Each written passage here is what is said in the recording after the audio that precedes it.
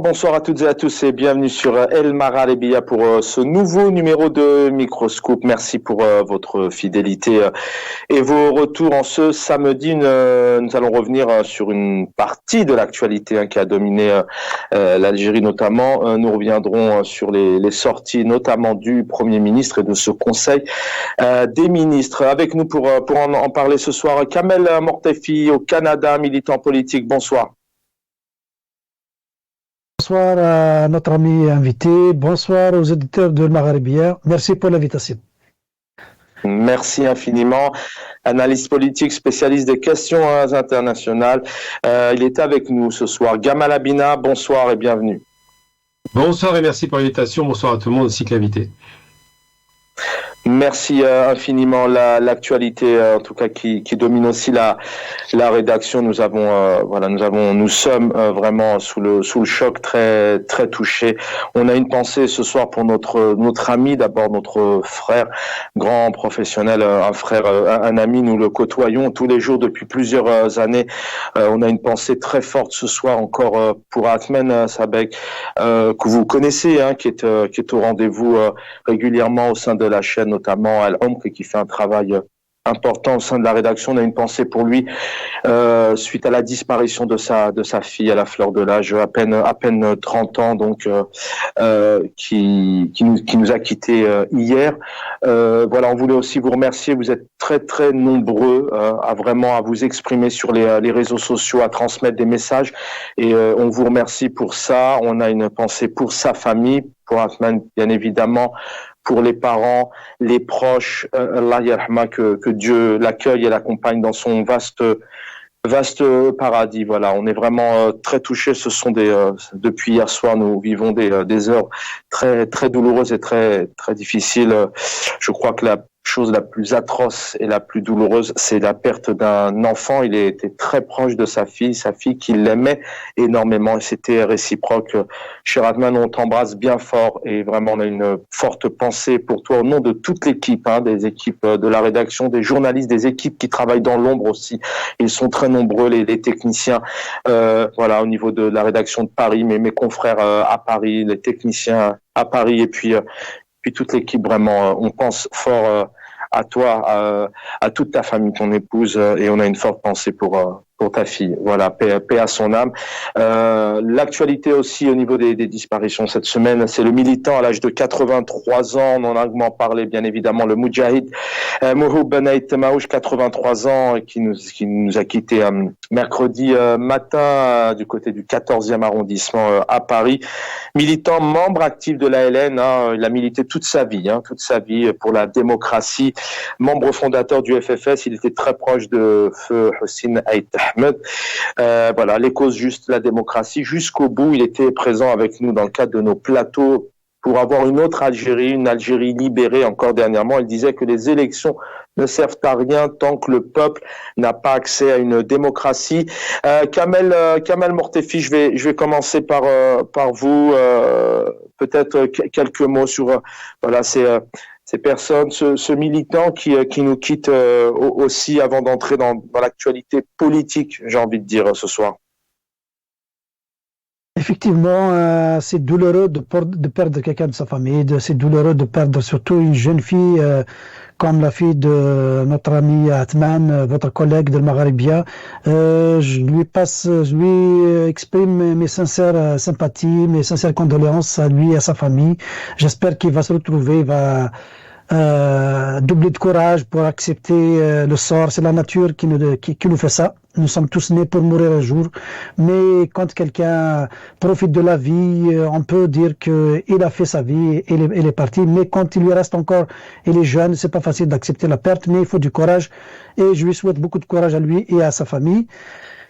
Nous avons aussi un autre militant que nous avons perdu, un militant qui a côtoyé le feu Hossein Ahmed, celui un militant qui a été de tout temps, d'après des témoignages des amis, des militants, camarades en politique qui le connaissaient. C'est quelqu'un qui n'a jamais baissé les bras, c'est quelqu'un qui a toujours porté l'idéal qu'ils ont, pour lequel ils se sont sacrifiés durant le mouvement national à ce jour, et le rêve n'est pas encore réalisé. J'espère que nous aurons la force, nous aurons le courage de continuer leur combat et d'honorer leur mémoire. Et c'est ça, c'est pour ça que nous sommes aujourd'hui ici. C'est pour dire que nous n'allons jamais cesser ce combat-là jusqu'à ce que l'Algérie soit libre et démocratique et que le peuple retrouve sa pleine liberté, la démocratie pour laquelle il a chassé le colonialisme français, pour laquelle des milliers d'Algériens se sont sacrifiés et morts. Et je souhaite, je présente mes sincères condoléances à sa famille, à toute la famille politique aussi, sa famille politique. Et je dirais que nous avons perdu une mémoire. Mouloud Maamri disait que chaque vieux qui part, c'est une bibliothèque qui brûle. J'espère que à son âge, 83 ans, il a transmis son histoire, il a transmis ce qu'il a vécu à la prochaine génération. Oui, je voulais vous entendre aussi là-dessus parce que ce qui est positif, alors effectivement, il a donné sa vie à la liberté, à la démocratie, mais encore une fois, on voit depuis mercredi, voilà, ce sont des centaines et des centaines de messages en France, d'ailleurs au Canada aussi. Il y a des messages qui arrivent du Venezuela, je crois, des États-Unis, de l'Algérie, bien évidemment, du Maghreb. C'est quand même quelqu'un qui laisse un réel héritage. Il y a beaucoup de jeunes qui se sont exprimés, aussi des jeunes qui font partie de ce mouvement, de cette révolution. C'est aussi ça, la force de ces grands personnages, de ces symboles, comme on dit, qui laissent un héritage du militantisme, notamment pour les libertés et la démocratie. Et c'est ça le point commun de tous les militants, malgré qu'on diverge sur le plan des idées, mais nous avons un seul point commun, c'est celui du sacrifice. Nous nous sacrifions pour nos idées, pour quelles que soient les idées, mais qui poussent vers le bien, chacun comment il voit le bien, chacun comment il voit la solution, mais le fait qu'on est convaincu d'une solution qui va apporter du bien pour la société, pour le peuple, nous sommes convaincus, nous nous sacrifions, donc c'est le sacrifice qui est le point commun à tous les militants, malgré la divergence au niveau idéologique, au niveau d'idées, au niveau de la vision politique. Merci infiniment pour ces quelques mots pour rendre hommage notamment Moudjahid, donc Del Mouhoub. Nate Maouche, d'ailleurs, il y a une veillée demain soir si vous habitez à Paris dans les locaux de nos confrères de BR TV, donc du côté de Montreuil, voilà, en Seine-Saint-Denis. Gamal Abina, on en parlait aussi tout à l'heure, vous êtes aussi très très touché par la disparition de la perte de la fille de notre ami, de mon ami confrère Atman Sabeg, et puis aussi le Moudjahid d'Al Mouhoub, c'est quelqu'un pour vous aussi, vous me le disiez encore tout à l'heure, qui a inspiré toute une génération, mais qui s'est donné depuis des décennies pour le changement, pour la lutte des causes justes. Tout à fait, Allah Rahma pour la fille d'Ahmed, parce que franchement c'est effectivement très dur, c'est atroce de perdre un enfant, c'est pas dans l'ordre des choses, on attend toujours de partir avant son enfant, c'est normal. Donc une pensée pour évidemment toute la famille et puis Allah Rahma pour ce grand militant qui est un militant qui a commencé très jeune pour la révolution puisqu'il n'avait pas 20 ans, un militant qui s'est toujours battu les armes dans la main puisqu'il était à la Hélène, c'est quelqu'un qui a compté pour l'histoire de l'Algérie, qui a compté jusqu'au bout puisqu'il ne s'est jamais arrêté. Après il a rejoint la FFS, il a une lutte âpre pour les questions de l'expression populaire et de la démocratie, et de ce point de vue-là, il n'y a pas à déroger, tout comme Aït Ahmed et d'autres grands militants. Il a fait le travail, il a laissé une empreinte durable, il fait partie pas des shahid, mais des moujahid, des gens qui ont combattu et qui ont combattu jusqu'au bout pour la réussite de notre nation, et plus de 65 ans quasiment de combat ininterrompu. On ne peut que rendre hommage à une telle longévité dans le combat et une telle honnêteté dans cette façon de se maintenir droit dans ses baskets par rapport à une Algérie qui veut être forte, qui veut être libre, qui veut être indépendante, mais surtout parce que quelqu'un qui pense à l'Algérie en termes d'une nation une et indivisible, et une nation à laquelle évidemment il était attaché. Merci messieurs, on ouvre donc l'actualité politique. Kamel Mortefi, on en parlait il y a déjà une une bonne dizaine de jours de l'arrivée de ce nouveau Premier ministre. Gamal Hamida, d'ailleurs, vous allez me répondre un peu aussi sur la forme. C'est très particulier.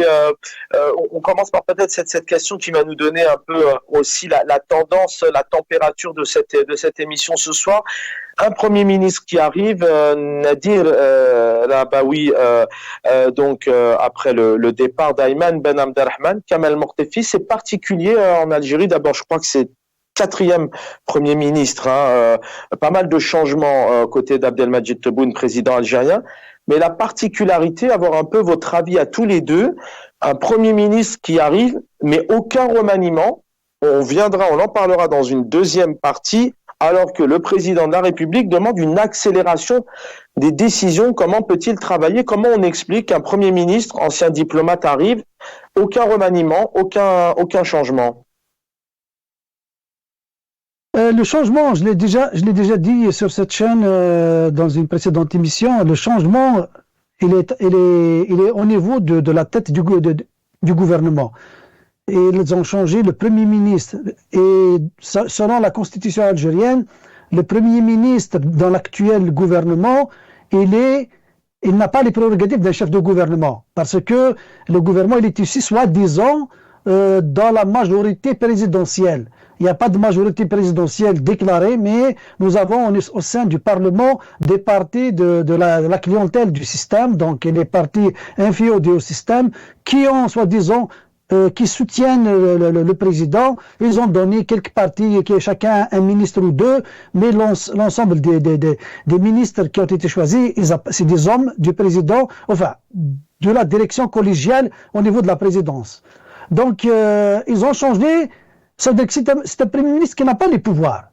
Mais contrairement, dans la même Constitution, quand il s'agit d'un gouvernement issu d'une majorité parlementaire, d'un parti qui est opposé au président, qui n'est pas dans le même parti, qui n'est pas dans le même courant politique que le président, la majorité parlementaire a le droit de choisir son gouvernement et de choisir son chef de gouvernement. Donc le président n'a pas le pouvoir de nommer.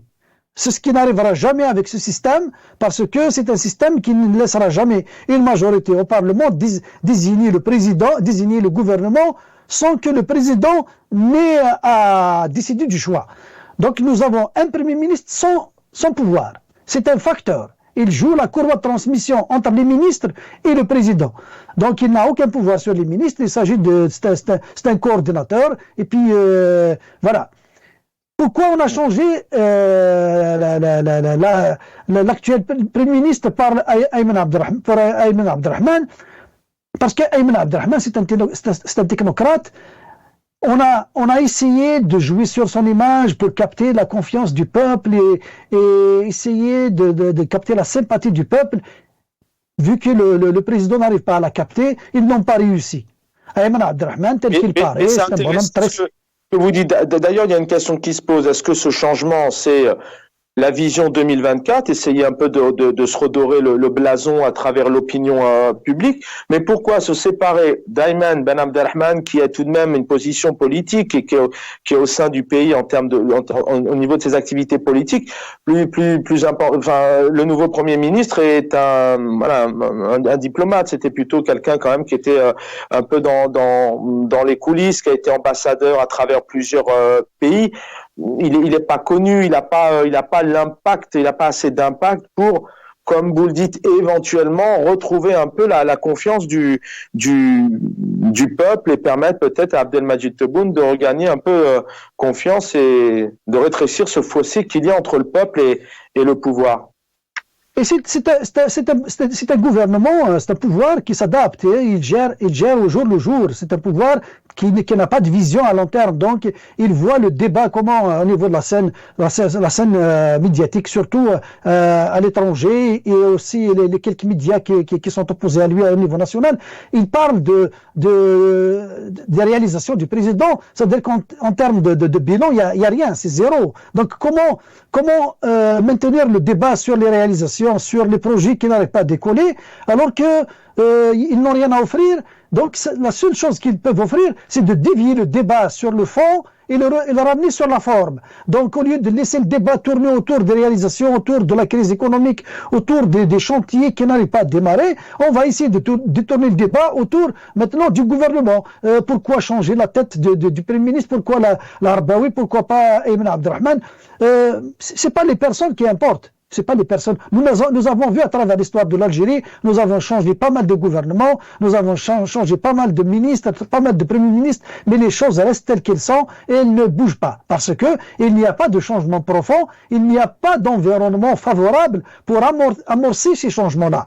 Donc, l'Arbaoui, il est venu, c'est pour justement apporter une autre image pour essayer de gagner la sympathie du peuple, comme je l'ai dit, autour de la personne, de l'histoire de cette personne-là qui était un ancien handballeur. Déjà, on a commencé à bricoler au niveau des médias pro-système, à construire cette image autour de l'ancien handballeur qui a réalisé des prouesses.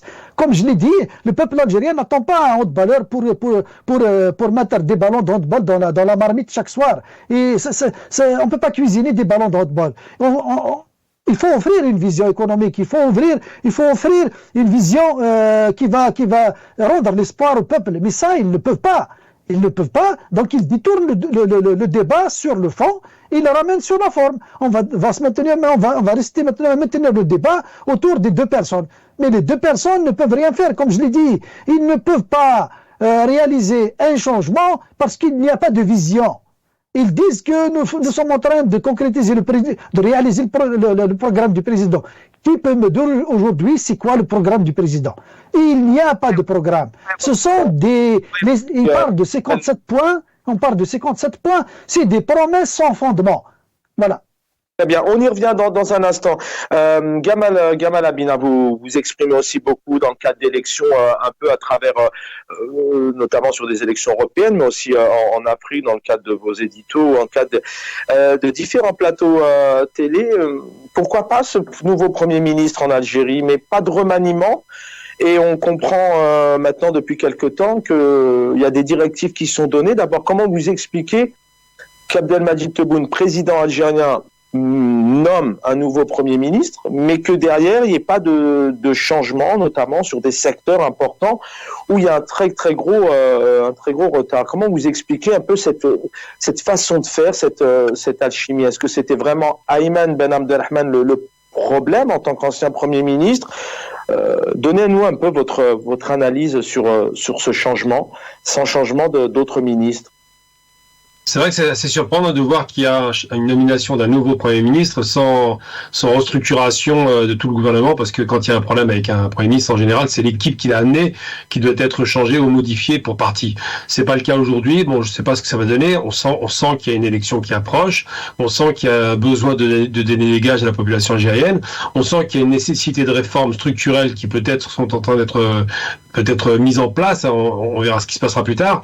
On sent qu'effectivement l'exécutif et la direction de l'État, c'est un peu un partage de pouvoir un peu déséquilibré peut-être, je sais pas, je pourrais pas en dire plus que ça, parce que c'est vrai que 4 premiers ministres, ça rappelle un peu l'ère mitterrandienne à l'époque, où lorsqu'il y avait des difficultés, où on annonçait des difficultés à venir, il fallait trouver soit des lampistes ou soit des gens qui, à la place du président, rendent des comptes. Alors c'est vrai que la question en Algérie de cette constitution donne quand même un pouvoir assez élargi à la présidence, un pouvoir plutôt réduit au Parlement et au gouvernement, mais est-ce que ces changements en cascade garantissent une stabilité? J'en suis pas certain. Une chose est certaine, c'est que l'Algérie se recherche aujourd'hui et que, comme beaucoup de régimes présidentiels à travers le monde, en règle générale, ce qui suit les plâtres, c'est plutôt le gouvernement.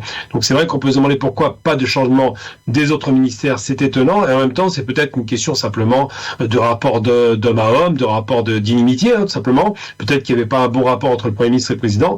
La présidence s'engage sur une longue campagne présidentielle, on l'imagine. Le Premier ministre était là plutôt pour faire une passation de pouvoir, entre guillemets. On l'a déjà vu sous Macron, par exemple, donc je pense peut-être que c'est ça la stratégie. Maintenant, je ne vous dirai pas que ça marche ou ça marche pas. Seul l'avenir nous dira, mais ce qui est certain, c'est que c'est vrai que le fait qu'un seul homme soit sorti du gouvernement, peut-être donne des signes d'un autre problème qu'une simple restructuration gouvernementale qui serait liée, soi-disant, à une refonte de la politique algérienne. Mhm. Le Premier ministre donc a présidé à cette réunion de ce Conseil des ministres, une réunion du gouvernement où plusieurs secteurs ont été examinés. Notamment, il a rappelé les hautes directives et instructions données par le président algérien, notamment en ce qui concerne l'impératif d'accélérer la mise en œuvre de certaines décisions, notamment à caractère social, le pouvoir d'achat, l'éducation. Il y a pas mal de retard apparemment selon le président algérien. Voilà, il rappelle clairement la nécessité d'intensifier les efforts en vue d'accélérer la concrétisation des engagements donc pris par le président algérien. Vous en parliez à l'instant, Kamel Mortefi. Ça va être le moment effectivement d'y revenir, et l'accent notamment sur l'importance d'une coordination entre les différents secteurs. Gamal Abina, je vous garde encore. Le président algérien, il constate qu'il y a du retard depuis 4 ans, que les choses n'avancent pas. Il change de premier ministre. Comment on peut demander, l'espace de quelques semaines maintenant, avant 2024, de faire accélérer les choses, des choses qui sont restées, qui stagnent depuis maintenant 4 ans. Après, selon les analyses, bien sûr, certains trouveront des choses plus ou moins positives. Mais encore une fois, sans spécialement faire bouger les codes, les personnes, donner d'autres précisions, donner des éléments précis, peut-être comment travailler avec une échéance, avec des objectifs. Et encore une fois, pas de changement de personne non plus. Pas tellement avoir une lecture négative, même s'il y a des choses qui vont pas. Mais je dirais simplement, c'est que sur un plan macroéconomique, l'Algérie va très bien. C'est-à-dire que les caisses sont pleines, il y a des réserves de change à plus de presque 90 milliards de dollars, pas d'endettement, la croissance semble tirer à la hausse entre 4 et 5 points. Donc sur un plan macroéconomique, strict sensu, ça va bien. Sur le plan microéconomique, il y a des réformes lourdes qui doivent être conduites et qui ont du mal à être conduites. Alors j'ai envie de dire qu'on parlera pas de 4 ans, parce qu'il faut quand même être honnête sur un point, le monde entier a été frappé par le mal qu'on connaît tous, le Covid, qui a donc déstructuré littéralement, quelles que soient les actions du gouvernement dans le monde entier, ça a tout déstructuré, ça a ralenti littéralement les économies du monde entier. L'Algérie n'y a pas fait évidemment exception. Et donc on peut penser que il n'a eu que 2 ans de direction, mais encore une fois, comme on dit que Rome ne s'est pas fait en un jour, ou Paris, eh bien il faut du temps pour restructurer. Et je suis pas certain que le fait de changer à chaque fois de ministre pour lancer des réformes structurelles apporte peut-être des éléments positifs. Alors je suis pas vraiment dans le secret, j'ai pas tous les détails de ce qui se passe, mais il n'en demeure pas moins que sur une période de 2 ans, il y a eu un travail qui a été fait, des choses qui ont été abouties malgré tout, d'autres qui n'ont pas abouti. Moi, j'ai envie d'être positif, comme je vous dis, en ce qui concerne la diaspora, tout de même, on peut quand même mesurer qu'il y a une volonté affichée, on verra si elle se transforme dans les faits, de vouloir tendre la main à la diaspora, qui est essentielle pour aider l'Algérie. On sent bien qu'on a de la qualité à l'extérieur et que la coordination entre les qualités externes et internes pourrait faire effectivement de vraies avancées pour le pays. Donc je pense que cette initiative est positive, si elle est vraiment ouverte. Je pense qu'il y a des choses qui ont été mises en place. Maintenant, il y a un chantier énorme qui attend l'Algérie, parce qu'effectivement, elle a été littéralement bloquée pendant 30 ou 40 ans. Donc il va falloir revoir ça. Il y avait des tentatives à l'époque qui ont abouti. J'espère que les relances économiques seront au rendez-vous. Est-ce que vous pensez que sur le système, certains parlent de crise politique, c'est pour ça qu'on se pose un peu ces questions peut-être de cohérence entre un président qui nomme un premier ministre, qui se réunit à plusieurs reprises physiquement, au téléphone, quel remaniement. Est-ce que vous pensez aujourd'hui un peu que le fonctionnement politique, le système politique, le projet politique économique de l'Algérie, comment elle fonctionne? Est-ce que vous pensez que il y a de bonnes bases pour que les dossiers avancent et que les projets se construisent? Parce qu'effectivement, Abdelmadjid Tebboune, président algérien, il y a peut-être 1 an et demi, 2 ans, disait clairement que les 54 engagements ont quasiment été totalement réalisés. On se pose même la question vu l'état du pays, mais voilà, peut-être en 2 minutes avant de retrouver Kamel Mortefi, est-ce que vous pensez qu'aujourd'hui, le système politique, l'organisation politique, les institutions, les directives, la cohérence entre les personnes, est-ce que tout ça, ça tient la route pour que les projets, les engagements soient concrétisés et les réalisations? Vous savez, l'Algérie, ça fait longtemps qu'elle doit être réformée, c'est long. Alors, sur le plan bancaire, par exemple, on est très en retard, donc il y a beaucoup de choses qui doivent être réformées. Mais j'ai envie de dire que la problématique qui se pose, c'est deux problématiques. Une idéologique. En 70, on était plutôt dans un régime qui serait socialiste, à tendance communiste, qui voulait absolument que l'État chapeaute, même sans être totalement communiste, puisque le secteur privé existait. Dans les années 80, c'était l'ultralibéralisme qui a commencé à s'installer, c'était catastrophique, avec la privatisation des sociétés les plus importantes algériennes qui ont coulé. Et dans les années 2000, on est reparti vers le relance restructurelle de l'Algérie. Donc les plans de restructuration, tout ce qui est infrastructure, routes, autoroutes, aéroports, qui ont été mis en place et qui portent leurs fruits. Donc là-dessus, effectivement, avec la chance d'un pétrole élevé, on bénéficie à plat de la possibilité de faire au moins ces chantiers. Aujourd'hui, c'est une réforme économique en profondeur avec l'idée de ce qu'on appelle, j'appellerais ça la chaîne de commandement. Qui fait quoi et comment il le fait. Et la problématique en Algérie, c'est que au-delà même d'une volonté affichée qui peut exister, c'est vrai que l'information a du mal à circuler, le commandement n'est pas forcément efficace et c'est ce qui pose peut-être problème. C'est-à-dire que de la tête de l'État à la base, il y aurait peut-être beaucoup de choses à revoir parce que les décisions sont longues à prendre, les réformes sont difficiles à installer et les mentalités restent malheureusement figées. Donc je pense que la question qui se pose aujourd'hui, c'est comment faire en sorte que l'Algérie revoie un modèle économique qui lui est propre et fasse en sorte que les gens soient responsabilisés, que le numéro 1 soit un bon numéro 1 et que le numéro 24 soit un bon numéro 24. C'est là qu'on doit revoir les choses et penser surtout à la valeur travail. Il faut relancer l'idée de la valeur travail, les Algériens en sont capables. Donc c'est ça qui pose problème. Après, les structures administratives restent rigides, lourdes et doivent être réformées impérativement. Merci. Kamel Mortefi, peut-être même question en prenant de la hauteur. Vous parlez d'ailleurs du handball tout à l'heure. Une bonne équipe sportive, c'est aussi un bon projet sportif. Donc il y a une bonne orientation politique sportive avec le staff technique derrière, le recrutement, enfin que tout ça, ça travaille ensemble. D'un point de vue général, on parle d'instabilité politique, on parle d'un degré d'illégitimité aujourd'hui. On a vu les dernières élections, le référendum de la Constitution, les communales, notamment le 27 novembre 2021, et puis le 12-12 2019, j'en parle même pas puisque les urnes étaient quasi vides. Comment vous voyez un peu la stabilité politique du pays, puisque la question qu'on se pose ce soir, c'est un peu la cohérence entre un président, un premier ministre, peut-être des équipes, les personnes qui dirigent réellement. Est-ce que la question, elle n'est pas là un peu, la stabilité politique, le projet politique? On peut pas déconnecter la situation actuelle de ce qui de l'étape de la période de l'ère de Bouteflika, parce que si on essaie de regarder la situation économique avant le 22 février 2019, avant que Gaïd Salah n'entre en scène pour jouer le premier rôle. On avait des entreprises qui travaillaient, malgré que c'est des entreprises qui appartenaient à des oligarques, à des hommes et des femmes corrompus qu'ils ont mis en prison. Nous avons eu des emplois qui étaient là, les gens gagnaient leur vie, dépensaient les importations. Il y avait un semblant d'économie qui fonctionnait quand même. L'Algérien, il vivait. Je dirais pas que c'était la Suisse, je dirais pas que c'était le modèle économique le plus parfait, mais il y avait quelque chose.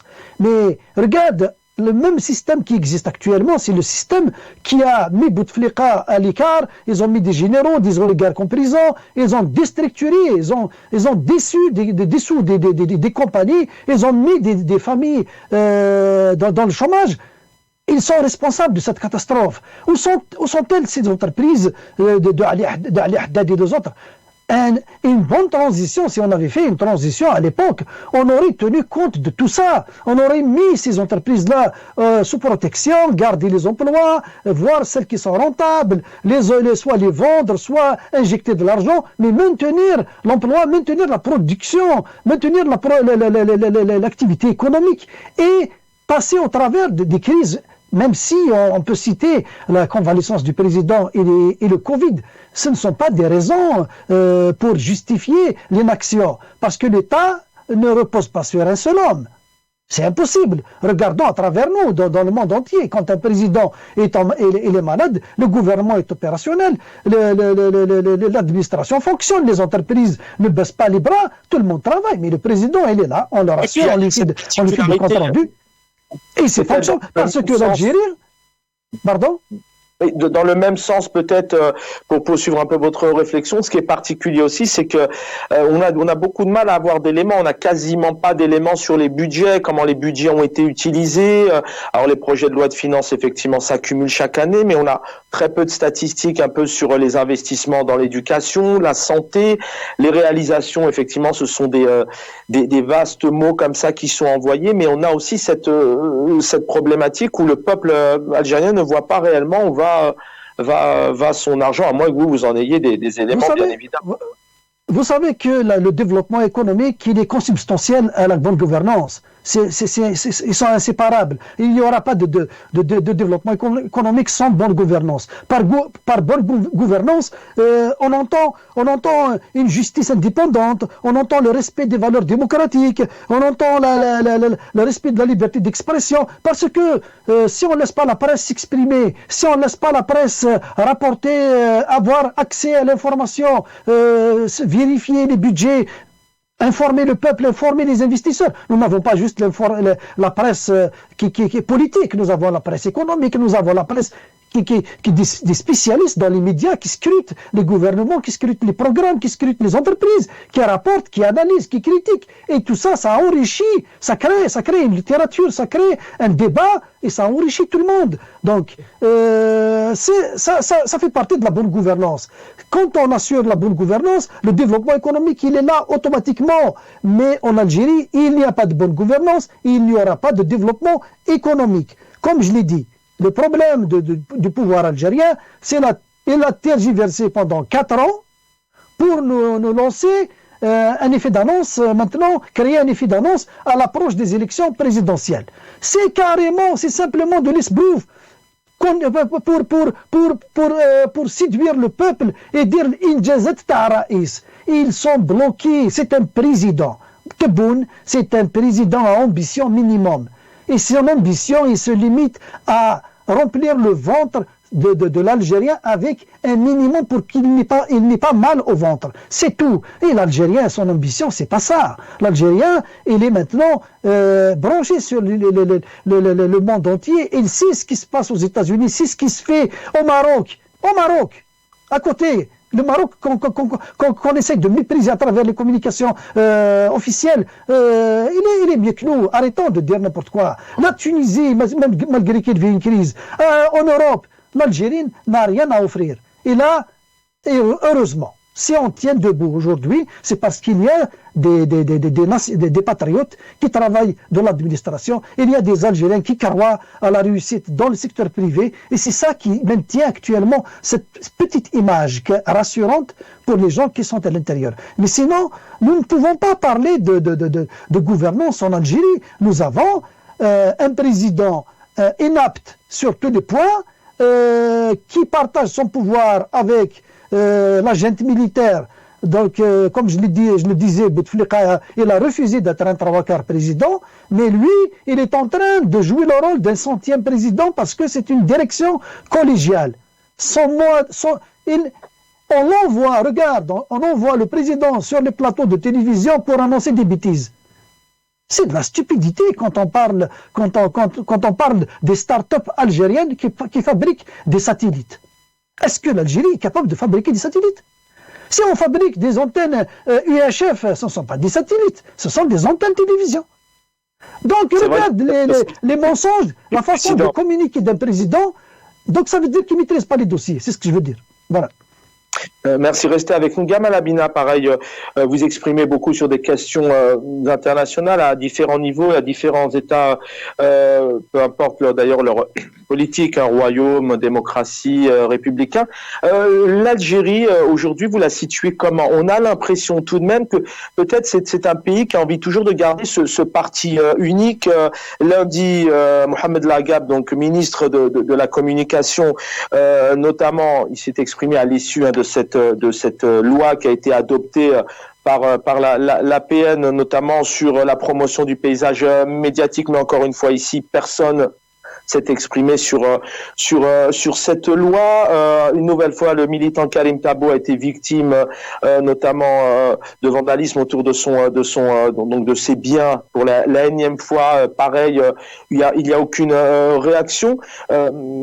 Troisième jeudi de grève dans la Arvania Tiraton avec plusieurs communes autour, suite notamment aux personnes qui sont accusées derrière les barreaux suite à l'assassinat de Jamel Ben Smaïd. Pareil, grève, aucune réaction. Donc je reviens sur un peu ce pouvoir. Notamment en 91, il y avait la possibilité de cette ouverture, de cette démocratie. Alors on adhère pas, mais le FIS avait gagné ce premier tour des législatives. D'ailleurs, cette semaine, on en a parlé, c'était aussi le 22 novembre 99, la disparition du militant Abdelkader Chani. Comment vous voyez ce pays aujourd'hui? Certains parlent d'un État autoritaire, pour certains c'est la dictature, pour d'autres c'est un pays qui n'a pas envie de s'ouvrir. Il n'y a pas de débat en Algérie, il n'y a aucun parti politique, il n'y a pas d'opposition. Comment vous situez les choses? Je crois que c'est la clé vraiment de l'ouverture pour pouvoir faire avancer les choses. Alors, je dirais pas que c'est une dictature, ce serait idiot, parce que c'est une dictature, c'est extrêmement dur, il y a aucune liberté tout court, hein. En Algérie, il y a quand même la possibilité de s'exprimer, même s'il y a des répressions qui peuvent arriver, mais c'est pas une dictature, il y a un certain autoritarisme, effectivement, l'État algérien est un État qui s'inspire. C'est intéressant que vous dites, voilà, en vue de hauteur, et on le rappelle toujours, hein, vous n'êtes pas un militant, comme, voilà, c'est bien d'avoir un peu tous les profils. Quand vous dites qu'il y a une sorte de liberté tout de même, pour qui, dans quel cas? Je vous ai donné quelques exemples où les gens ne s'expriment pas, même d'ailleurs l'Assemblée, il n'y a pas de débat. Imaginez-vous en France, troisième jeudi de grève dans un village en France parce que les gens ne sont pas d'accord qu'il y ait des jeunes emprisonnés aujourd'hui. Vous imaginez tous les plateaux télé que vous connaissez. Quand vous dites il y a tout de même une certaine liberté, laquelle par exemple? Il y a un peu plus de liberté, c'est-à-dire qu'il n'y a pas encore une fermeture de tous les médias. Maintenant, une chose est certaine, prends l'exemple, la France c'est pas un bon exemple parce que c'est comme tout à l'heure le Maroc, c'est pas des bons exemples parce que c'est des pays qui ont des problématiques différentes. Mais simplement pour dire que, je prends l'exemple par exemple de Rachid Nekaz, qui a failli faire 20 ans de prison, ils l'ont lâché assez rapidement. Si ça avait été une dictature dans le sens le pire qui soit, il ne serait jamais sorti. Au Maroc par exemple, on a un homme qui s'appelle Zabzafi qui a réclamé... Comment? Ou même des négociations. Oui, il y a des négociations, mais ça veut dire qu'il y a des ouvertures possibles. C'est pas fermé totalement. Prends l'exemple du Maroc, par exemple, il y a un malheureux qui s'appelle Zafi, qui avait manifesté dans le RIF uniquement pour des questions sociales. Il a pris 20 ans de prison, il est toujours en prison. Donc, on peut pas comparer un pays qui est rentier, comme l'Algérie, qui a du pétrole à n'en plus finir, avec un pays comme le Maroc, qui dépend totalement de la France ou de l'Espagne. C'est un pays qui est sous dépendance économique parce que c'est un pays qui a pas de richesse, malheureusement, très peu. La Tunisie sera un meilleur exemple. J'aime bien comparer avec la Tunisie parce que la Tunisie, sa réussite, bien qu'elle ait des difficultés économiques aujourd'hui, est extraordinaire. C'est un pays dont le taux d'alphabétisation est à 100%. C'est un pays qui a diversifié sa production industrielle. C'est un pays qui maîtrise la haute technologie, donc c'est un pays qui a vraiment des qualités dont l'Algérie pourrait effectivement s'inspirer. Mais la question que vous évoquez, c'est celle de la... Comment ? Je ne l'ai pas spécialement comparé. Je sais qu'avec vous, voilà, on apprécie aussi échanger comme ça à bâton rompu. C'est pas spécialement une comparaison avec la France, mais voilà, il y a plusieurs éléments aujourd'hui en Algérie qui nous permettent peut-être de comprendre qu'il y a qu'une seule voix, qu'un seul parti, qu'une seule expression. Voilà, c'est l'omerta à tous les niveaux. D'où cette question un peu régime autoritaire ou pas. Est-ce que Abdelmadjid Tebboune a réellement envie d'une démocratie, a réellement envie de voir les gens courir dans les urnes en 2024? Vous me permettez cette introduction juste rapidement pour apporter de l'amboulin à notre ami. Sur le plan économique, en parlant de l'économie, la liberté d'expression n'existe pas.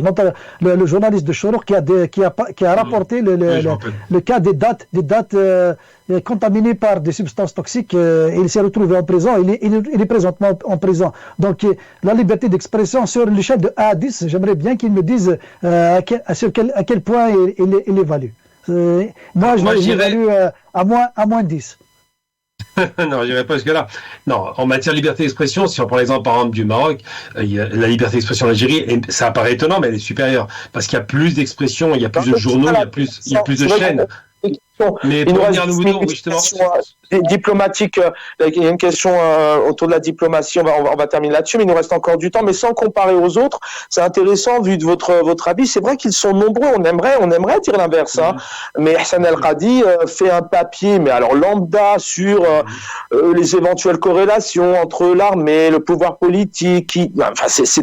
Aujourd'hui, il est derrière les barreaux. Enfin, vous voyez, c'est quand même un pays assez particulier. Il y a beaucoup de jeunes journalistes. Il y a beaucoup de réseaux sociaux, Internet. Aujourd'hui, le journaliste, c'est Internet. Dès qu'on s'exprime, il y a des problèmes. Enfin, il y a les ISTN, il y a le chanteur Oulalou qui chante depuis des décennies, plus de 40 ans de carrière.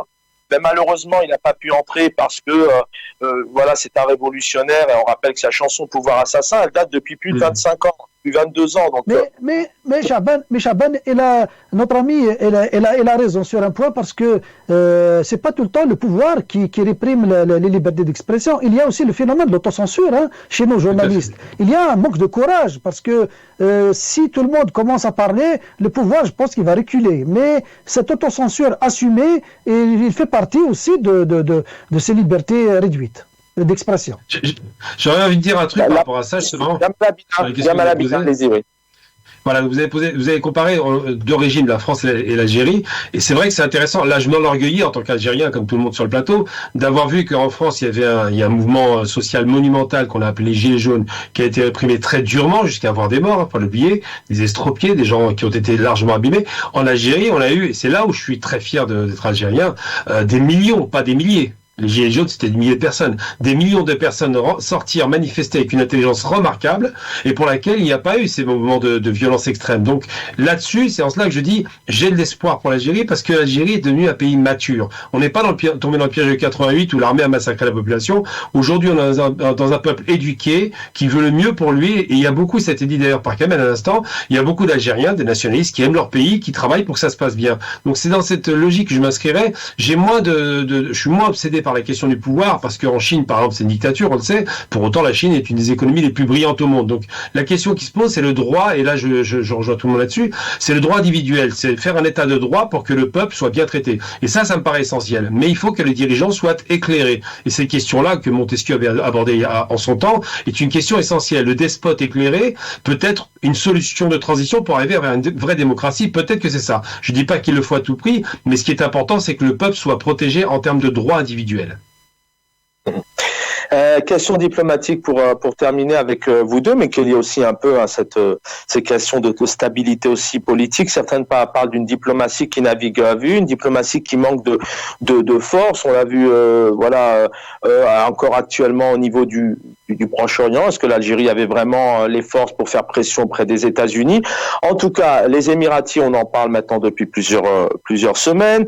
Commencé par Nahar TV qui avait donné une information limogeage du ministre à l'époque de la communication. Le pouvoir algérien donc qui avait directement démenti et Nahar avait retiré cette information.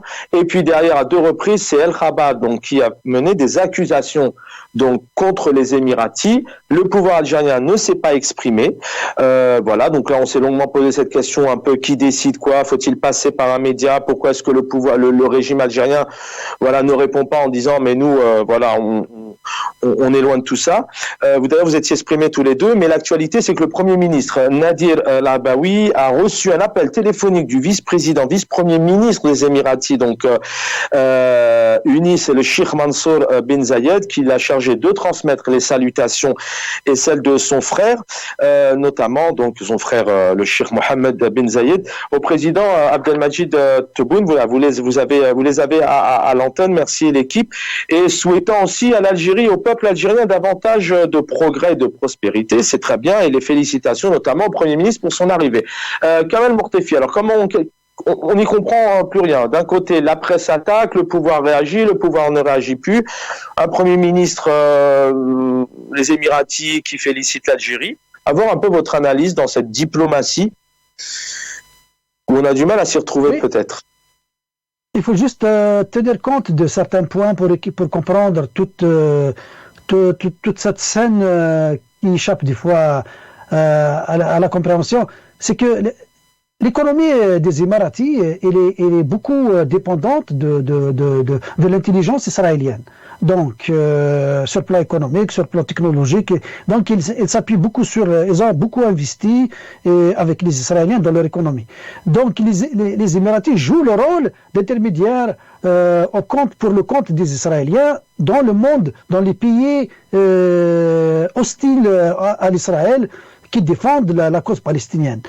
Ils ont fait des démarches, ils l'ont fait aussi auprès de l'Algérie, et le pouvoir algérien il est en bon terme avec les Émiratis, il n'est pas en guerre, mais ces attaques médiatiques, ces coups médiatiques, justement, ça vient des courants anti-normalisation avec Israël qui dénoncent le rapprochement, qui essayent dans le rôle joué par les Émiratis pour ramener l'Algérie à se rapprocher d'Israël, comme il l'a fait avec le Maroc. Pardon ? Qui sont assez courants, parce que ce qui est vrai, l'incohérence que nous avons ici, c'est qu'au départ, la diplomatie algérienne, donc qui fait un démenti, et Nahar retire son article en pleine nuit, le limogeage d'un ministre. Il était 1h du matin, je crois, c'est pour vous dire comme quoi peut-être réaction pas disproportionnée. Et puis derrière, El Chabad, donc qui attaque à 2 reprises. Le président algérien ne réagit pas, enfin personne ne réagit. Et puis là, le premier pas vient des Émiratis. Donc quand vous dites cela vient d'un courant, c'est clanique, c'est à l'intérieur du pays, c'est des ordres qui sont donnés à cette presse peut-être pour faire déstabiliser le pouvoir en place actuel.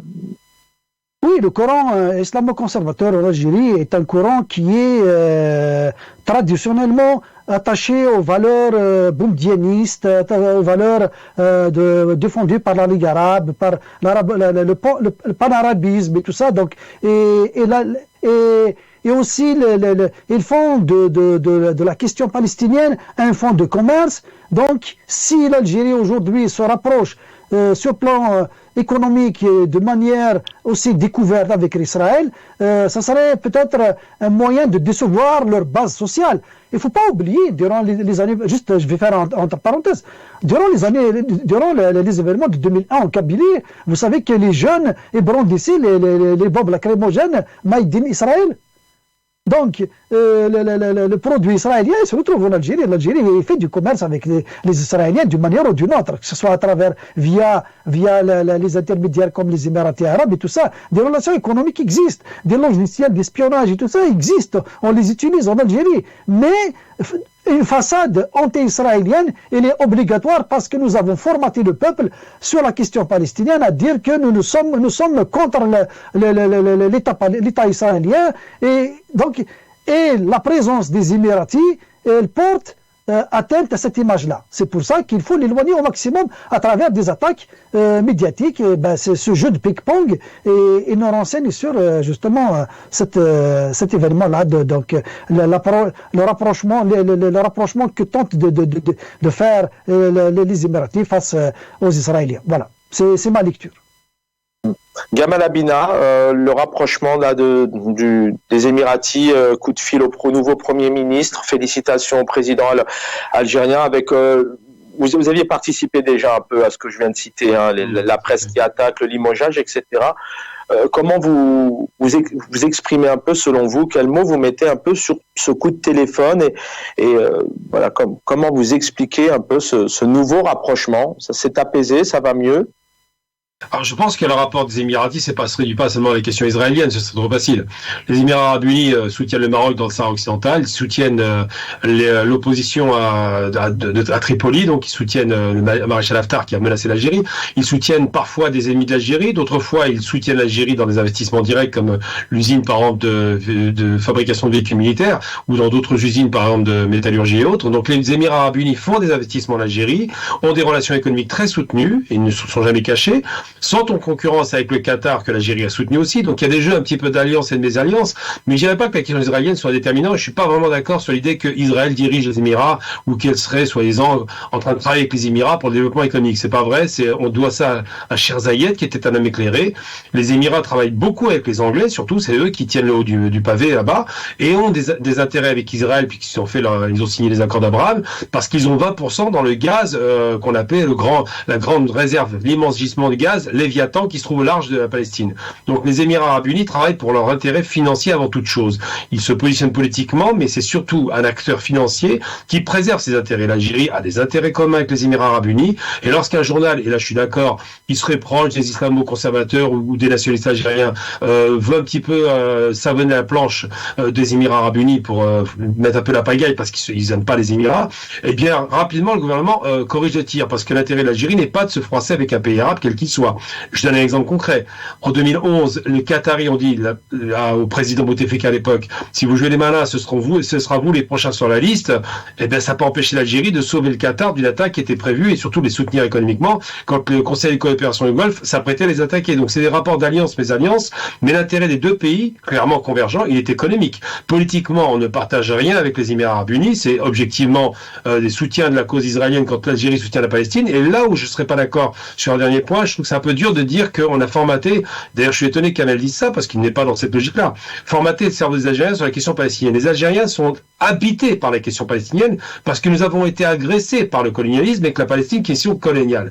Donc c'est vrai qu'on n'a pas besoin du gouvernement pour nous dire qu'il faut être palestinien. Les Algériens on l'ont dans le cœur. Les rares qui disent le contraire, on les connaît, c'est juste de façon opportune, mais en règle générale, l'injustice qu'on a connue en Algérie très longtemps, même durant l'après-révolution, cette injustice, on ne l'accepte pas pour nos frères palestiniens, tout comme on ne l'accepte pas en Algérie. Donc ça, ces questions-là, il n'y a pas besoin de les pousser les Algériens pour être pro-palestiniens, ils seront pro-palestiniens et ils seront toujours. Merci à tous les deux. C'est vrai que la question qu'on s'est posée encore cette semaine, on a compris d'ailleurs que même le pouvoir algérien, le peuple algérien soutient la Palestine, mais c'était ça. Comprendre surtout cette diplomatie algérienne, en quoi elle est puissante, en quoi elle peut encore faire pression auprès notamment de certains pays comme les États-Unis. En a-t-elle vraiment la force? Et c'est vrai qu'on se rend compte que c'est une diplomatie plutôt très, très timide. Merci. Dernier mot, 30 secondes, Kamel Mortefi, vraiment. Je vais juste reprendre sur le point du formatage. Le formatage, c'est la surinstrumentalisation de la cause palestinienne qui est utilisée par le peuple. C'est tout à fait indéniable. Le pouvoir algérien et le Coran arabo-islamique en Algérie, il instrumentalise la cause palestinienne, pas pour le compte des Palestiniens, mais pour le compte du système. Donc c'est juste ça que je voulais dire. Mais l'Algérien, il est autonome, il tient à cœur aux libertés d'autodétermination des autres pays. Donc c'est un fait indéniable. Juste ça. Pour un éclaircissement, c'est tout. Merci infiniment, merci Kamel Mortefi du Canada, militant politique, analyste politique spécialisé des questions internationales. Gamal Abina, merci pour votre fidélité, l'équipe en régie, merci infiniment. Puis avant de vous quitter, vraiment, il faut être présent, mais on a vraiment encore une fois ce soir une très grosse pensée pour notre frère ami Athman Sabeg. Voilà, vous le connaissez, il est au sein de la rédaction, encore une fois, vraiment à mon nom personnel, mais au nom de la direction et aux dirigeants de la chaîne, des équipes techniques aussi qui sont dans l'ombre, de tous les collègues qui ne sont pas spécialement à l'antenne aujourd'hui et demain, on exprime vraiment notre soutien, beaucoup de courage. Je ne sais pas si vraiment il y a des mots mais en tout cas on est fort à tes côtés avec ta famille, cher Athman. Bonne soirée à tous. Demain soir, vous aurez le plaisir de retrouver Nasser Judy pour Microscope. Bonne soirée, merci.